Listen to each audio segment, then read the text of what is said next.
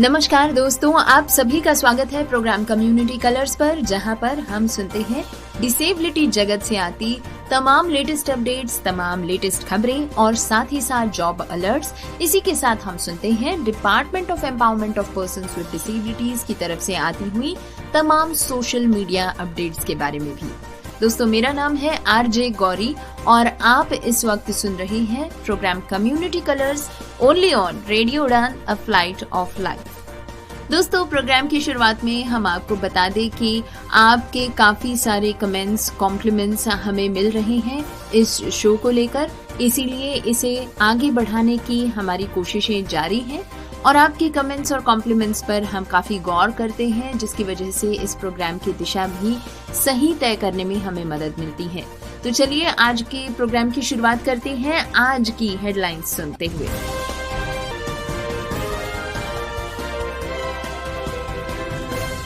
दिल्ली की गलियों में अब समावेशन की लिखी जाएगी नई कहानी। उत्तराखंड न्यायिक सेवा परीक्षा में दिव्यांग कोटे से नेत्रहीन को बाहर रखने को चुनौती देने वाली याचिका पर सुनवाई करेगा सुप्रीम कोर्ट। बात करेंगे golden shine welfare cultural trust sound healing and music affair की। दीप स्तंभ फाउंडेशन मनोबल लेकर आया है एक बेहद खास कोर्स, जिसमें पढ़ाई जाएगी digital literacy, assistive technology and English communication. The blind relief association Delhi लेकर आया है relaxation massage training programme. Chandigarh के राज्य दिव्यांग आयोग में एक्सेसिबिलिटी बनी प्रॉब्लम। मिश्रित दिव्यांगता क्रिकेट टीम पहुंची इंग्लैंड। दृष्टिहीन लोगों के लिए नया सवेरा लेकर आया एनएफबी कर्नाटक का knowledge based rehabilitation programme community colours में अभी आपने सुनी आज के शो की हेडलाइंस। प्रोग्राम में अब समय हो चला है आगे बढ़ने का, तो बिना वक्त गवाए आइए सुनते हैं डिटेल्ड न्यूज बुलेटिन।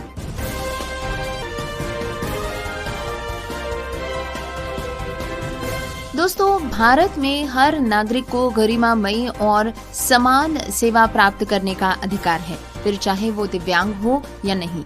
लेकिन हाल ही में एक ऐसा मामला सामने आया है जिसने इस संवैधानिक अधिकार को ही कटघरे में खड़ा कर दिया है। मई 2025 में 75% दिव्यांगता से जूझ रहे पैरालंपियन विभास सेन जब दिल्ली के एक सरकारी bank union bank of India में दिव्यांगजन स्वावलंबन योजना की जानकारी लेने पहुंचे तो उनके साथ अमानवीय व्यवहार किया गया। बैंक के स्टाफ ने इस योजना के अस्तित्व से ही इनकार कर दिया और विभास ने अपनी सुरक्षा के लिए बातचीत रिकॉर्ड करनी चाहिए तो उन्हें शारीरिक रूप से प्रताड़ित किया गया। उनका फोन छीनने की कोशिश की गई और उन्हें धमकाया गया। थाने में भी उन्हें न्याय नहीं मिल पाया। पुलिस ने भी एफआईआर दर्ज करने में आनाकानी की और तो और उसी शाम बैंक के मैनेजर और स्टाफ उनके निजी निवास पर पहुंच गए, जबकि विभास ने कभी अपना पता साझा नहीं किया था। उन्होंने दबाव बनाकर शिकायत वापस लेने की कोशिश की और जब विभास ने झुकने से इनकार कर दिया तो उल्टा उनके खिलाफ एक मनगढ़ंत शिकायत दर्ज कर दी गई। दोस्तों, ये घटना संस्थागत असंवेदनशीलता की मिसाल है, जिससे कि देश के करोड़ों दिव्यांग नागरिक रोजाना दो चार होते रहते हैं। इसीलिए 3 प्रमुख संस्थाओं राष्ट्रीय दिव्यांगजन आयोग, रिजर्व बैंक ऑफ इंडिया और सामाजिक न्याय एवं अधिकारिता मंत्रालय से ये मांग की जा रही है कि सभी सार्वजनिक संस्थानों में दिव्यांगजनों के अधिकारों पर थर्ड पार्टी सर्टिफाइड ट्रेनिंग अनिवार्य किया जाए। जो संस्थाएं और व्यक्ति आरपीडब्ल्यूडी अधिनियम 2016 और आरबीआई दिशा निर्देशों का पालन नहीं करते, उनके खिलाफ दंडात्मक कार्रवाई की जाए। साफ और सुस्पष्ट एसओपीज बनाए जाए ताकि दिव्यांग ग्राहकों को संवेदनशीलता के साथ व्यवहार मिल पाए। सार्वजनिक संस्थानों में स्वतंत्र ऑडिट हो, समावेशिता और पहुंच को बढ़ाया जाए और सबसे जरूरी ऐसे मामलों की निष्पक्ष जांच हो और दोषियों को सजा मिल सके। आरपीडब्ल्यूडी 2016 केवल एक कागजी दस्तावेज नहीं है, बल्कि करोड़ों दिव्यांगजनों के आत्मसम्मान की रक्षा का आधार है और जब वही सिस्टम उन्हें चोट पहुंचाएगा तो बदलाव की आवाज जरूरी है। दोस्तों, देश की पहली व्हील चेयर यूजर मॉडल और प्रसिद्ध दिव्यांग अधिकार कार्यकर्ता विराली मोदी ने हाल ही में इवेंट कंपनी डिस्ट्रिक्ट और इसके फाउंडर दीपिंदर गोयल को एक जरूरी सवाल के घेरे में लाकर खड़ा कर दिया। वजह, भारत में होने वाले बड़े म्यूजिक कॉन्सर्ट्स और लाइव इवेंट्स में दिव्यांग दर्शकों की भागीदारी लगभग ना के बराबर है और इसकी वजह मूलभूत एक्सेसिबिलिटी की कमी है। अमेरिकन सिंगर एकॉन का कॉन्सर्ट नवंबर में भारत में होने जा रहा है और टिकट्स भी जल्द ही लॉन्च किए जाएंगे, लेकिन विराली मोदी ने चेताया है कि जब तक पहले से ही एक्सेस की जानकारी साफ साफ और सामने न दी जाए, तब तक दिव्यांग दर्शकों के लिए ये अनुभव बस एक सपना ही रह जाएगा। जब 18+ जैसी जानकारियां पहले से पेज पर दी जाती हैं, तो फिर व्हील चेयर एक्सेसिबिलिटी की जानकारी FAQ में छुपाकर क्यों दी जाती है? और साथ ही एक सुझाव भी विराली मोदी जी ने दिया है। कहा है कि स्पष्ट चिन्ह को मुख्य पेज पर लगाया जाए, जिससे कि दिव्यांग दर्शकों को कंफ्यूजन ना हो। उनका कहना है कि हमें सहानुभूति नहीं चाहिए, योजना चाहिए। हमें विशेष नहीं, समान व्यवहार चाहिए और वहीं साथ साथ चाहिए। उन्होंने बताया कि अक्सर जब तक एक्सेसिबिलिटी की जानकारी मिलती है, तब तक टिकटें महंगी हो चुकी होती हैं या वे सेक्शन पूरी तरह से बिक चुके होते हैं जहां पे व्हील चेयर यूजर्स पहुंच सकते हैं, और तब तक इन्फ्लुएंसर्स और ब्रांड पार्टनर्स के लिए सीटें ब्लॉक हो चुकी होती हैं। RPWD 2016 के अधिनियम के तहत हर सार्वजनिक आयोजन में समान पहुंच एक कानूनी अधिकार है। डिस्ट्रिक्ट ने जवाब में कहा है कि एक्सेसिबल वेन्यू सुनिश्चित किया जाएगा। विराली के सुझावों पर अमल करने की बात भी की जाएगी, लेकिन विराली ने बार बार लिखा है कि एक्सेसिबिलिटी को FAQ में छुपा देना ही एक विरोधाभास है। कॉन्सर्ट डिजाइन के कंसल्टेंट विवेक पंचाल भी इस मुद्दे पर मीडिया से जुड़े और उन्होंने कहा कि कॉर्पोरेट प्रोडक्शन में अक्सर कम लागत और ज्यादा मुनाफा सबसे ऊपर होता है, जबकि एक्सेसिबिलिटी ऐसे मानवीय पहलू को एड ऑन माना जा सकता है। विराली मोदी का आखिरी संदेश सीधा और प्रभावी है। एक्सेसिबिलिटी कोई लग्जरी नहीं, हमारा अधिकार है, और जब तक उसे डिजाइन का हिस्सा नहीं बनाया जाएगा, तब तक दिव्यांग दर्शकों को बाहर ही रखा जाएगा।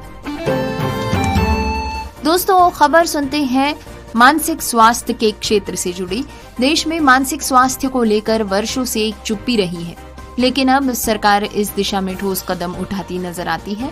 हाल ही में संसद में दी गई जानकारी के अनुसार राष्ट्रीय मानसिक स्वास्थ्य कार्यक्रम national mental health programme NMHP अब देश के 767 जिलों में सक्रिय रूप से लागू किया गया है। इस कार्यक्रम के तहत चल रहे district mental health programme DMHP के जरिए अब जिला अस्पतालों, सामुदायिक स्वास्थ्य केंद्रों CHCS और प्राथमिक स्वास्थ्य केंद्रों PHCS पर उपलब्ध होंगे मानसिक स्वास्थ्य परामर्श, साइको सोशल इंटरवेंशन, दवाइयां, आउटरीच सेवाएं, गंभीर मानसिक रोगों से जूझ रहे लोगों के लिए 10 बेड वाले इन पेशेंट सेंटर्स।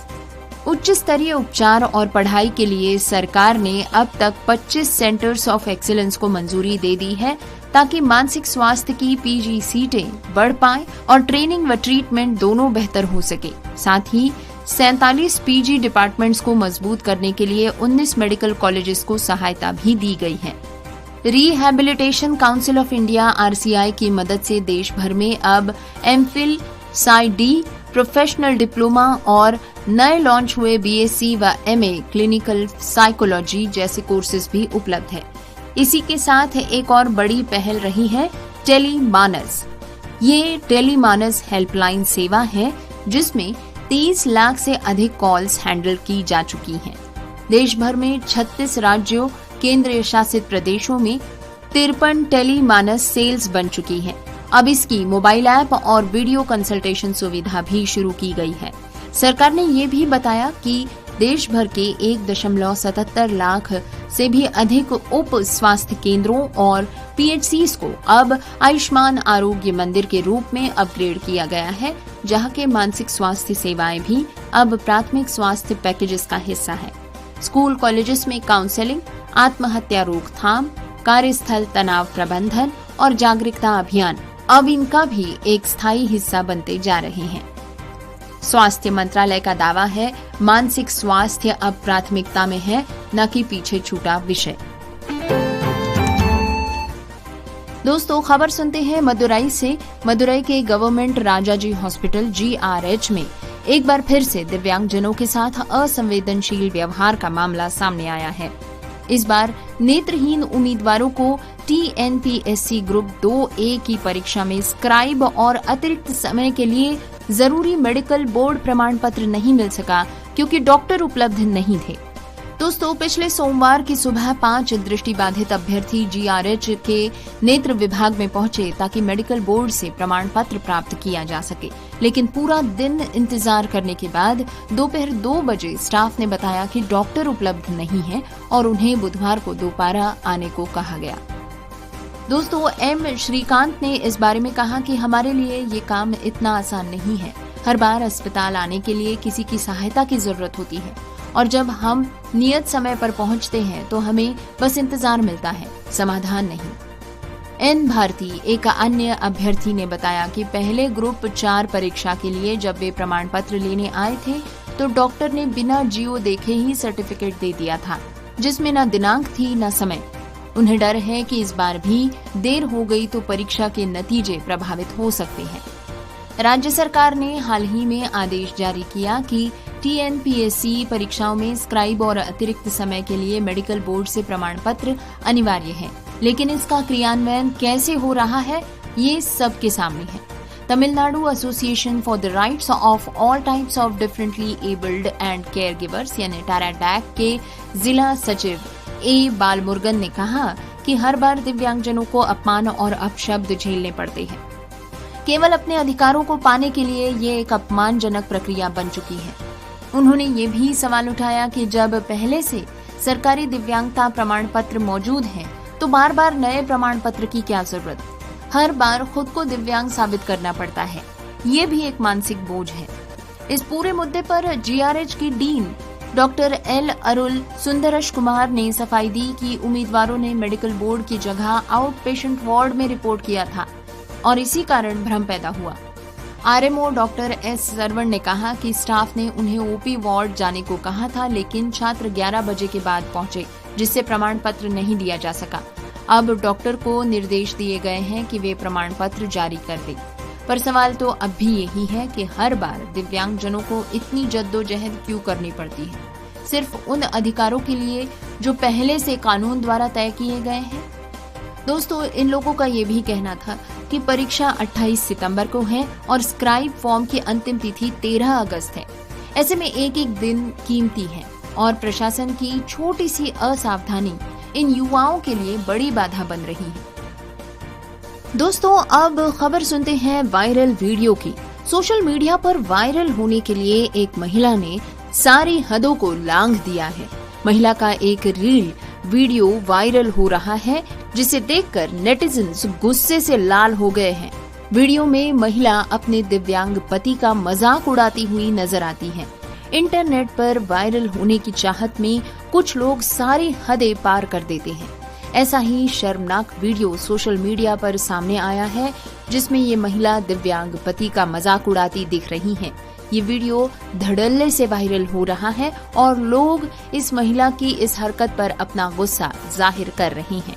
वायरल हो रहे इस वीडियो में देखा जा सकता है कि महिला का पति बैसाखी के सहारे बेड पर बैठने की कोशिश कर रहा है। इसी दौरान पत्नी कैमरे के सामने आती है और पति की बेइज्जती करती नजर आती है। दोस्तों, न्यूज बुलेटिन इसी तरह जारी रहेगा, लेकिन एक छोटे से ब्रेक के बाद।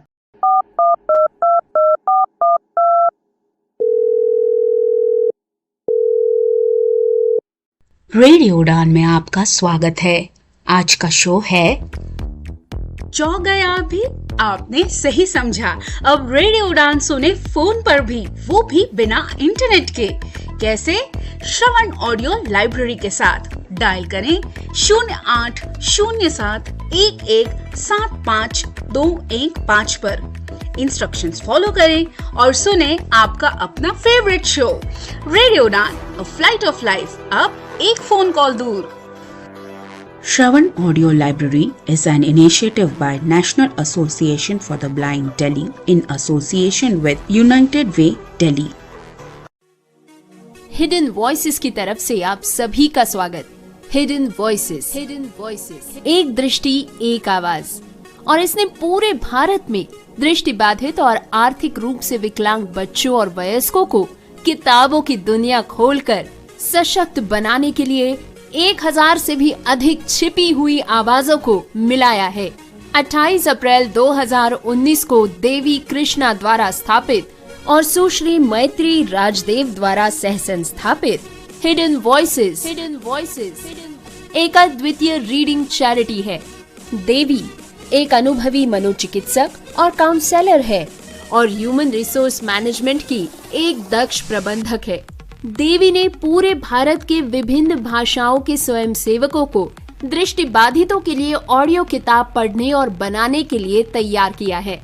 एक भागीदार के रूप में श्री सुधीश पी और इसके अध्यक्ष के रूप में सुश्री सिंसी थॉमस के साथ हिडन वॉइसेस के अब कुल 1500 से भी अधिक इन हाउस पाठक है और ये JNU, पुणे और दक्षिण भारत स्थित कई क्लबों से जुड़ा हुआ है, जिसके चलते अब हिडन वॉइसेस के पास 3000 से भी अधिक पाठक है। इसमें सबसे छोटे पाठक 5 साल की उम्र से लेकर सबसे बड़े पाठक 82 साल के अनुभव वाले स्वयंसेवक है। पाठकों को उम्र और चुनी गई भाषा के अनुसार ग्रुप्स में बांट दिया जाता है। हिडन वॉइसेस के पास अब लगभग 20 भाषाओं में जानकारी पूर्ण और काल्पनिक दोनों ही तरह की पुस्तकों की एक सूची तैयार है। इन ऑडियो पुस्तकों का उपयोग विभिन्न संस्थानों और समूहों जैसे कि Fergusson college Pune, lit the light, Dyuti, Madras club आदि द्वारा किया गया है। इस कार्यक्रम ने 50,000 से भी अधिक लोगों की जिंदगी को समृद्ध बनाया है। अधिक जानकारी के लिए हमें ईमेल करें hiddenvoices2020@gmail.com पर। क्या आप डिसेबिलिटी के बारे में सटीक और विश्वसनीय जानकारी जानना चाहते हैं? तो विजिट करें disability.390.org। ये वेबसाइट एक ऐसा मंच है जहां आपके सवालों को मिलेंगे विशेषज्ञों से उत्तर। आपको मिलेंगे सेल्फ एडवोकेसी की प्रेरणादायक कहानियों के वीडियोस। इतना ही नहीं, engaging games, valuable resources, inclusive music video और ढेर सारी ऑथेंटिक इंफॉर्मेशन। दिव्यांगता से जुड़े अपने सवालों के जवाब खोजिए, अपनी क्यूरियोसिटी को एक्सप्लोर कीजिए वेबसाइट पर डाइविंग डीप सेगमेंट के साथ। तो देर किस बात की, आज ही विजिट करें disability.390.org और साथ मिलकर बनाएं समावेशी समाज।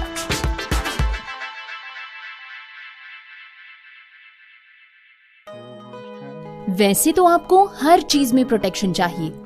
धूप में निकलने से पहले सनस्क्रीन के साथ रेडी रहते हो, क्रिकेट खेलने से पहले नी पैड्स लगाते हो और सोने से पहले मच्छरदानी लगाकर सोते हो।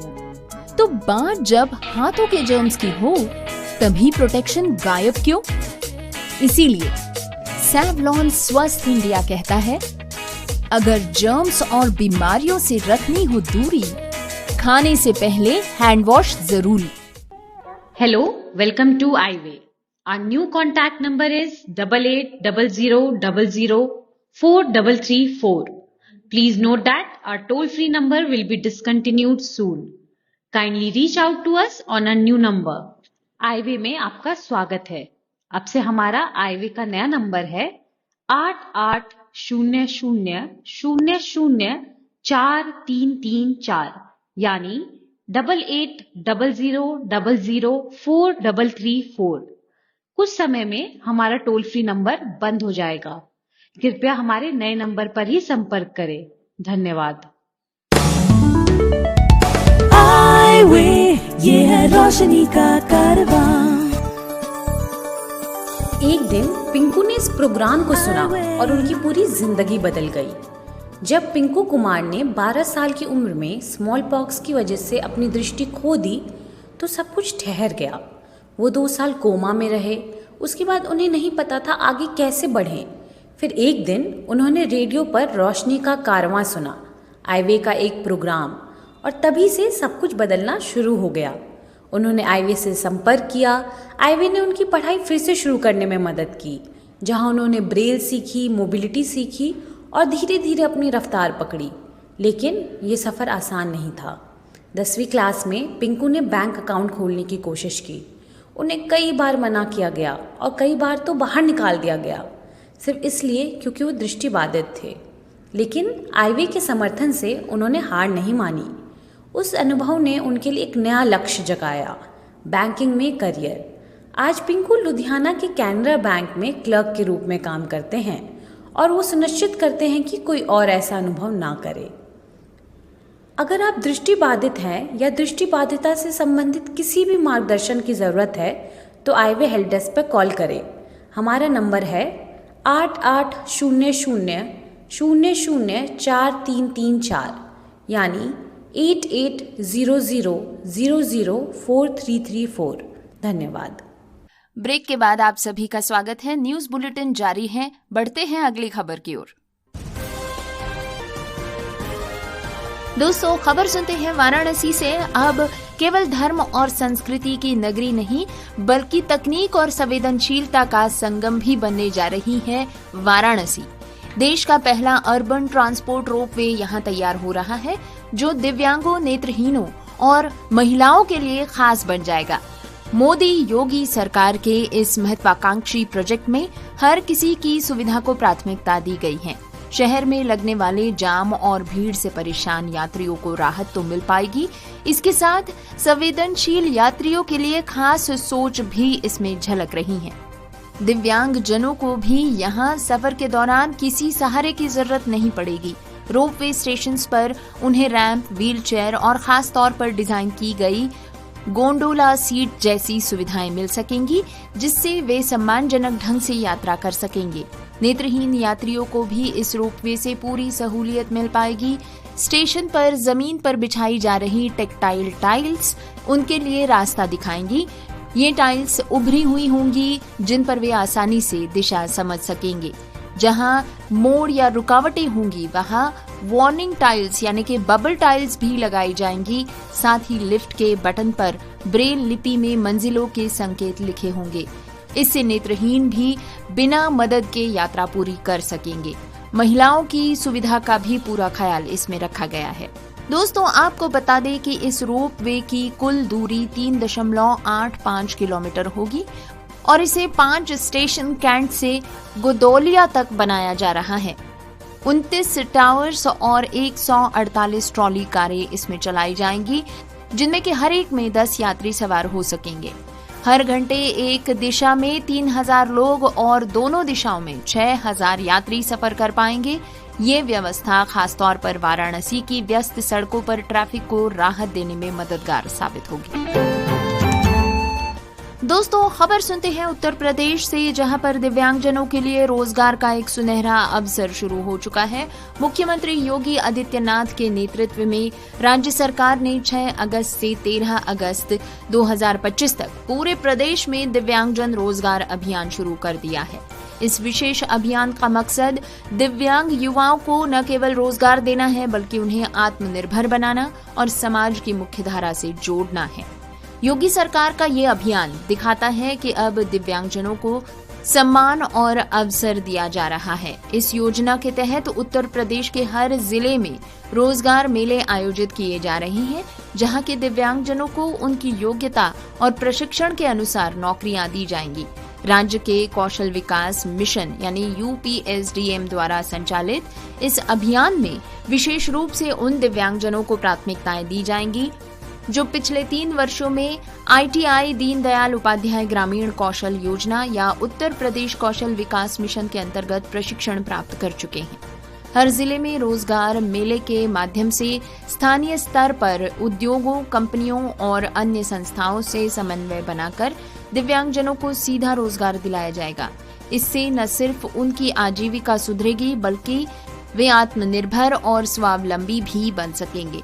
उत्तर प्रदेश कौशल विकास मिशन के निदेशक पुलकित खरे ने सभी जिलों के अधिकारियों को इस अभियान को सफल बनाने के लिए स्पष्ट दिशा निर्देश जारी किए हैं।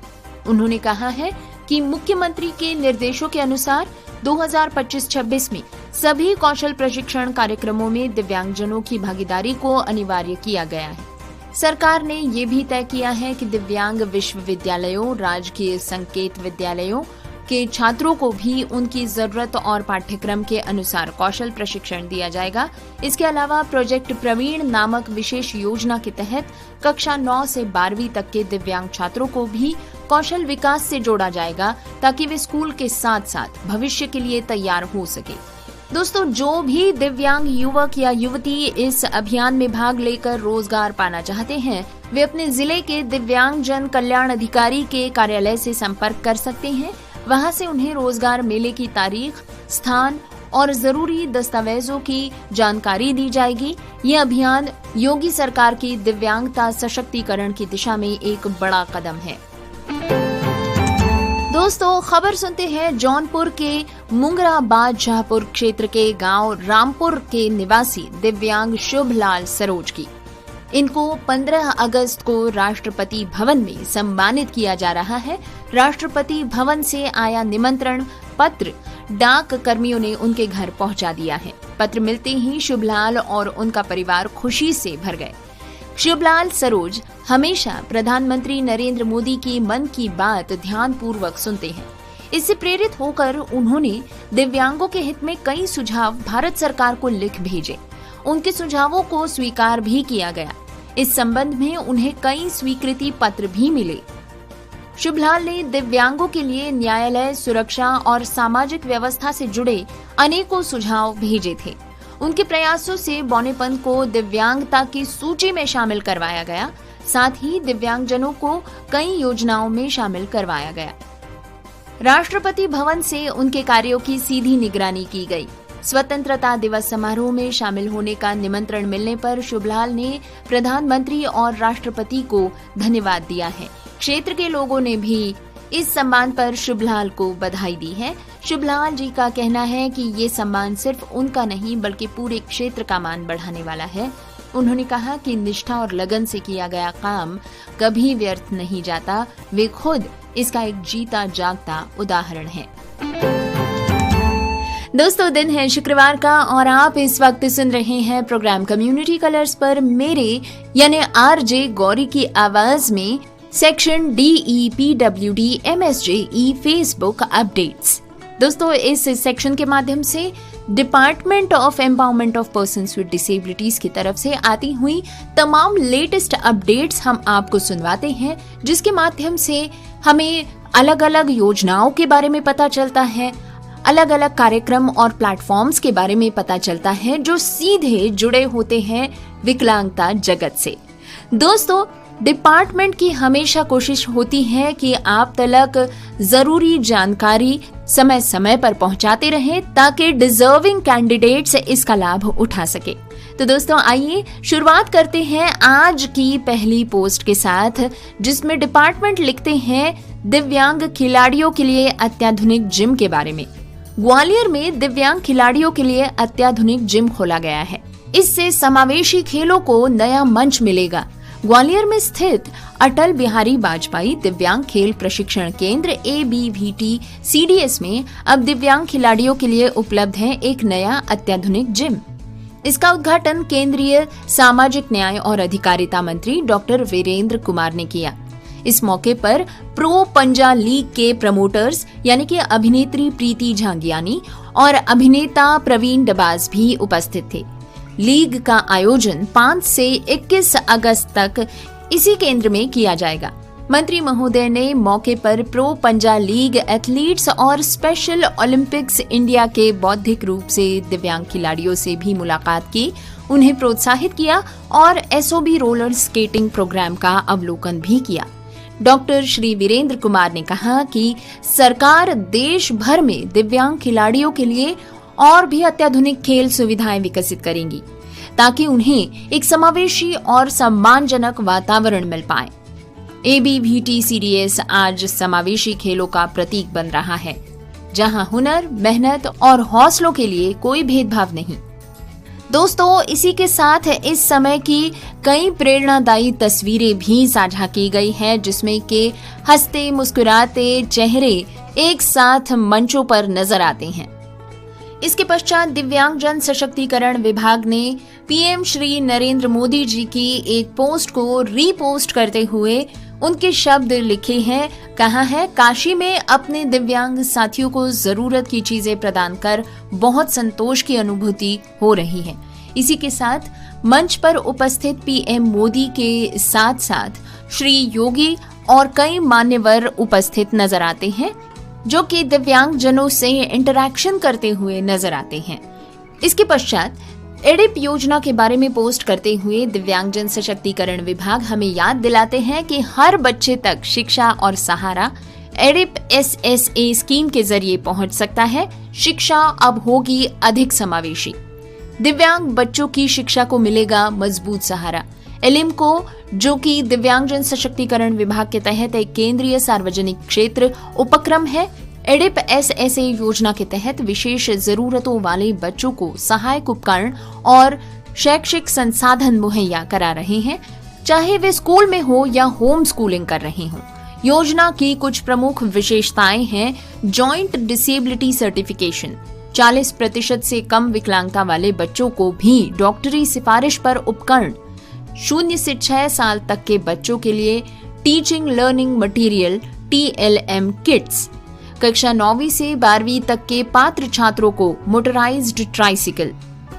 इस स्कीम का क्रियान्वयन हो रहा है स्कूल प्राधिकरणों, SSA, RCI पंजीकृत प्रोफेशनल्स और शिक्षा विभाग की मदद से। आकलन के समय UDID पोर्टल पर पंजीकरण भी सुनिश्चित किया जा रहा है, ताकि हर बच्चे को एकीकृत पहचान और दीर्घकालिक लाभ मिल सके। DPWD की इस पहल का मकसद है शिक्षा, गतिशीलता और सम्मान को हर बच्चे की चौखट तक पहुंचाना। दोस्तों, अभी संपर्क का नंबर नोट कर लीजिए। अधिक जानकारी के लिए आप कॉल कर सकते हैं 1800-180-5129 पर। याद रहे 1800-180-5129 पर। दोस्तों, बढ़े चलते हैं इस अगली पोस्ट की तरफ, जहां पर डिपार्टमेंट याद दिलाते हैं दिव्या वॉइस बॉट के बारे में। वे लिखते हैं, दिव्यांगजनों के लिए अब जानकारी सिर्फ एक कॉल या मैसेज दूर है। दिव्यांगता से जुड़ी योजनाएं, सेवाएं और लाभ अब जानिए फोन या चैट के जरिए कहीं भी कभी भी।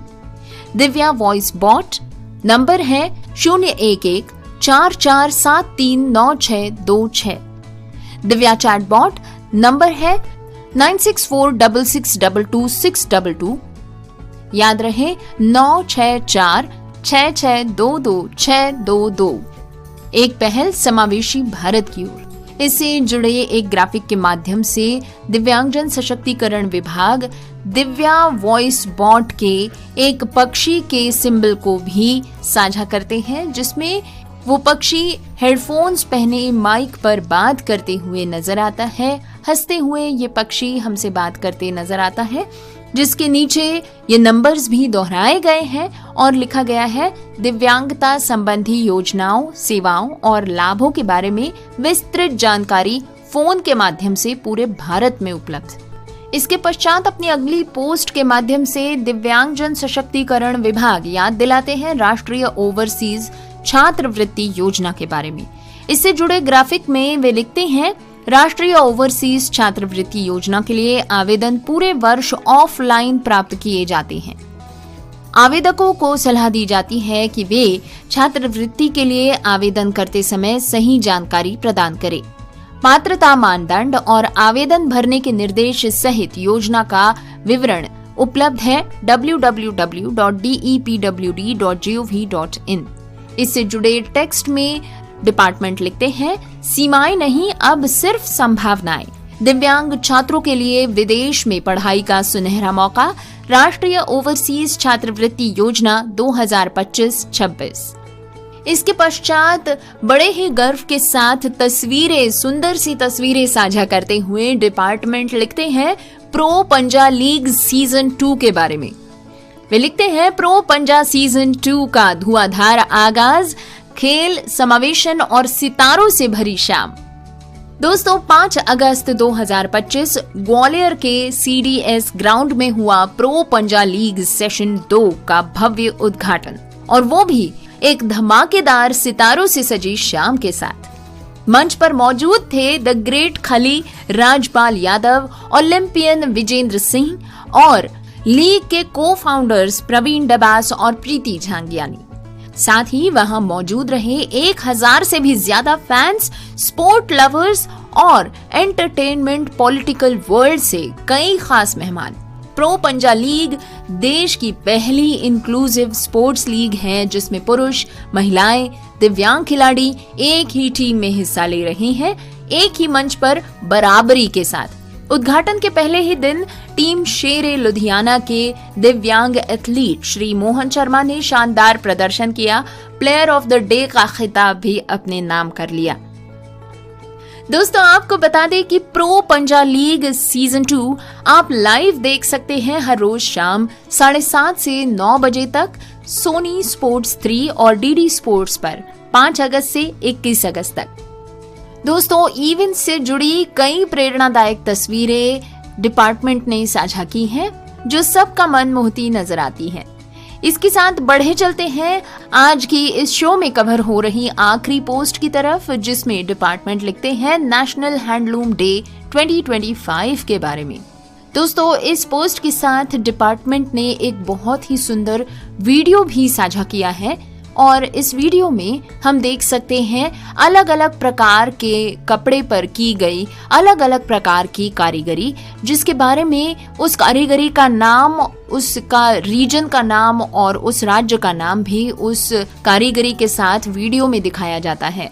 डिपार्टमेंट इस मैसेज में लिखते हैं 7 अगस्त 2025 राष्ट्रीय हाथकरघा दिवस है। ये दिन समर्पित है उन बुनकरों को जो कपड़े बुनते हैं, संस्कृति, परंपरा और आत्मनिर्भरता की कहानी बुनते हैं। हथकरघा केवल एक शिल्प नहीं है, ये भारत की आत्मा है। हर धागे में कला, श्रम और पहचान को पिरोया जाता है। आज के दिन उन लाखों बुनकरों को नमन जिनकी मेहनत ने काशी की बनारसी, कांचीपुरम की सिल्क, छत्तीसगढ़ की कोसा और असम की मूगा को विश्व स्तर पर पहचान दिलाई है। सरकार की आत्मनिर्भर भारत और वोकल फॉर लोकल जैसी पहलें हथकरघा उद्योग को नया जीवन देने की कोशिश कर रही हैं। इस साल के थीम में जोर था स्थिरता, स्वदेशी उत्पादन और रोजगार सृजन पर। आज जरूरत है हम सब एकजुट होकर हथकरघा उत्पादों को अपनाने की, स्थानीय बुनकरों को समर्थन देने की और भारतीय कपड़ा परंपरा को आगे बढ़ाने की। धागों में लिपटी है भारत की कहानी, चलिए इसे दुनिया तक पहुंचाएं। तो दोस्तों, ये तो था आज का DEPWD MSJE social media updates section. ये सेक्शन आपको कैसा लगता है? इससे जुड़ी जानकारी से आप लाभान्वित हो रहे हैं या नहीं? आप हमें लिख भेजिए हमारे YouTube कमेंट्स सेक्शन में। दोस्तों, मिलते हैं अगले शो में नई अपडेट्स और नई खबरों के साथ। तब तक अपना खास ख्याल रखिएगा। अगले शो में फिर मुलाकात होगी, लेकिन जाते जाते सुनते जाइए आज के शो की हेडलाइंस फिर से एक बार।